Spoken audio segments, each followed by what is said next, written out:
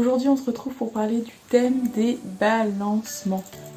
Alors, que faire? Mon enfant se balance. D'abord, vous pouvez observer, repérer l'origine, la fréquence, la durée, le contexte d'apparition du balancement. Et ça. Ensuite, repérer les conséquences du balancement. Est-ce que le balancement, ça empêche ou ça permet l'interaction avec l'environnement, avec l'autre, faculté de modulation sensorielle, c'est-à-dire à gérer ses sensations.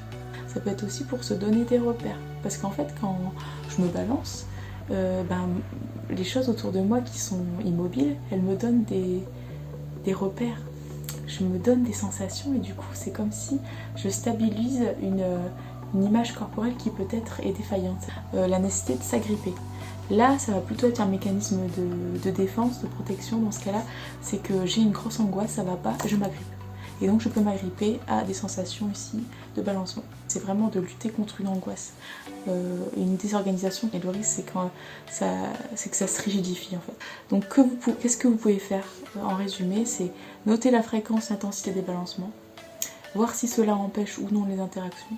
Si la fréquence elle est trop importante, trop forte, l'enfermement trop important, consultez de façon urgente un professionnel.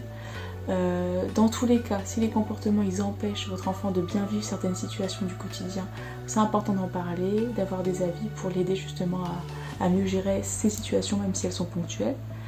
Et ça peut être intéressant d'avoir une évaluation sensorielle